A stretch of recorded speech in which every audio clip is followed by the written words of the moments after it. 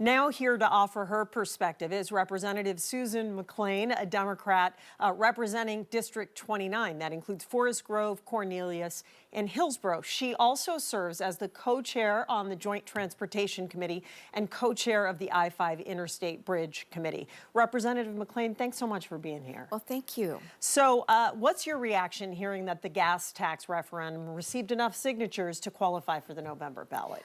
Well, I don't think that that was a shock to anyone. Yeah. Quite frankly, I don't think that if you ask somebody if they want their taxes to go up, that anyone says yes. Right. And so it's extremely important for us to make sure that they understand what the dollars, the money, the budget is going to be spent on. And since it looks like it's going to make it to the ballot, it's our responsibility for them to know what the money's being spent on, what they get in the way of service, and why this very limited increase is going to help support a safe transportation system. All right, let's talk about what the money is going to be spent on. Is it clear yet what kind of impact this is going to have on funding for ODOT and how soon? Well, first of all, you absolutely have to know that we've been spending 2 to 3 years really trying to figure out how to have a system that is safe, a system that is sufficient in funding, and also is stable in funding. And so absolutely there's going to be more cuts, both for the services and also for the people that we have the ability to hire or employ. We have had open spaces and open positions for 2 bienniums, and it's in the hundreds. And because right now they've taken it to the ballot, it's a situation where until we have the vote on the ballot, there is basically going to be a frozen ability to have any of those dollars come in. How concerned are you about the impact here, especially as we go into winter? Mm-hmm. Well, first of all, we have to have a sufficient, as I've said, and stable funding device. And right now, we have a wide variety of vehicles on the road. We have a wide variety of people traveling with micromobility types of travel, and that can be a scooter or something else. And so it's extremely important during the winter and weather conditions and emergency settings. We just had some very heavy rains, and as we know, we had flooding. Culverts are important. Tillamook, for example, out my way, I live in Forest Grove, basically had flooding problems for close to 2 weeks. So absolutely, we have to make sure that we have a financial type of system that is both modernized and takes care of the kinds of issues and services that we have to have for our communities and for our citizens. How soon do you think we could see the impacts? How soon will the state start feeling the impacts of this? Well, first of all, understand that putting something on the ballot doesn't necessarily mean that you're done talking, right? Putting something on the ballot means that somebody is signaling to you, look, there's something there I don't quite understand, or there's something there I just don't know if I support. So we will continue to work on, as we always do. It's never one and done. Right. It's always a situation where we continue the conversations. We've had 2 years. We've had 13 different stops.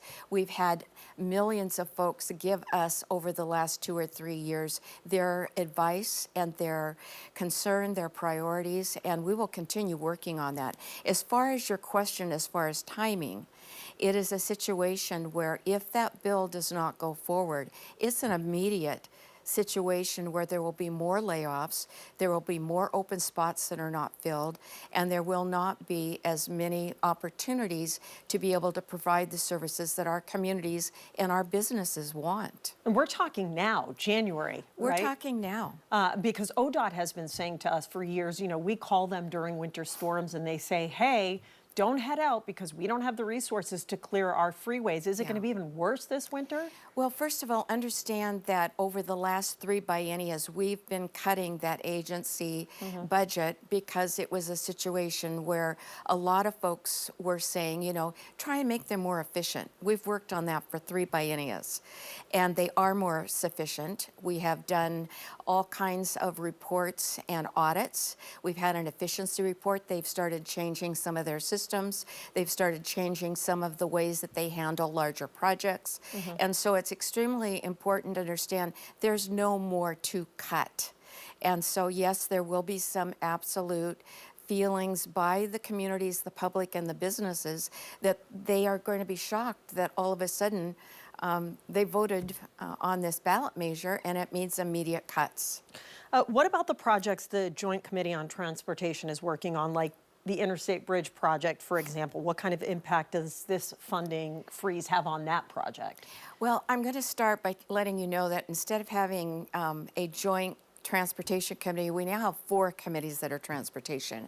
And we're trying to do that so that we can really concentrate on some different items.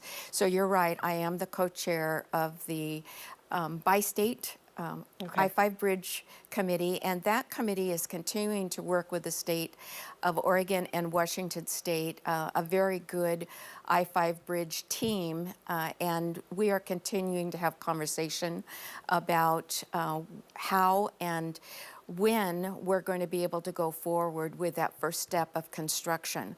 Right now, we have to deal with air travel, we have to deal with water travel. We are in a federal process where we are continuing to work on our NEPA or our environmental review. We're doing great. We've had good support from both states, and we've had good support from the federal government. And at this point, we are continuing to work forward in the process. It's step by step. But you've had to adjust a lot. Federal funding cuts, state cuts, you've had to adjust a lot in this project. Well, we always have to adjust because, again, it's never one and done. And especially with projects, you have to understand that those projects take years. And sometimes, you know, you have to do them in steps. Right. And so we have to follow all of the guidelines. We have to follow all the federal regulations. We have to follow our own state goals. But the Bi-State Bridge Committee has been working really well together. Okay, some parts of the law are moving forward, right, including simplifying the tax structure for trucking companies, increasing oversight on major ODOT projects, and a per-mile fee for electric vehicle drivers. They're going to have to pay that. Can these offset the impact of losing the taxes in the rest of the transportation package?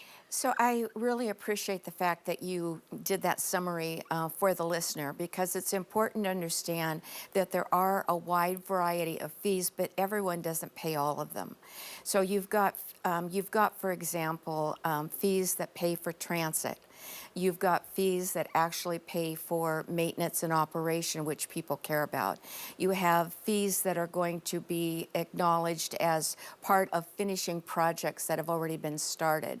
So they can be part of the overall stable funding, but we have a wide variety of fees because we have electric vehicles, as you point, on the road, and we want to make sure that all users pay.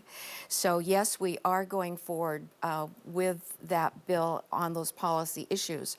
But understand that everybody's continuing to talk. Some people are saying, you know, should we repeal part or some of this bill? So do you think lawmakers are going to take it up in the upcoming short session? Well, first of all, a short session is 35 days. Yeah. And so there are some things that we absolutely can accomplish in the short session. But understand that we will be looking and working on this continuously in 26 and 27. What happens if lawmakers can't compromise, can't come up with a deal?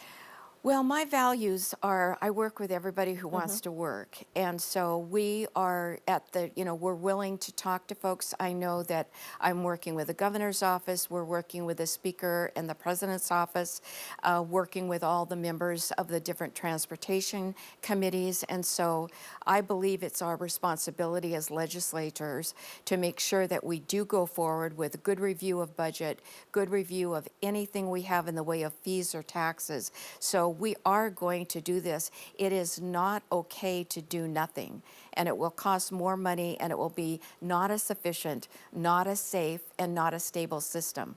I was going to ask you, what work are you going to do on this until the short session, but it sounds like you're already I've been working you know, continuously for 2.5 years, Yeah. and that didn't stop after the regular session. It didn't stop after the special session. Have you personally talked with the governor about this since it officially made its way to the next November ballot? We basically talk, you know, a couple times course. a week. And so, of course, all of the leadership offices are working together Yeah. to try and figure out what is the best and most efficient way Mm-hmm. to use both the short session and set us up for more work in 27. I know it was a tough fall working on this, not just for lawmakers, but for the governor too. Is she frustrated? Are you frustrated? I choose not to be frustrated, and I choose to be optimistic, and I also choose to remember that I basically serve at the pleasure of the public. And it's very important for us to make sure we're working with the public, with our businesses, but we cannot have a good economy. We cannot have safe routes to school. We cannot have a new, stable, sufficient funding system unless we continue talking. Representative McLain, thanks so much for your time. Thanks for being here. Oh, you bet. Thank you for having me.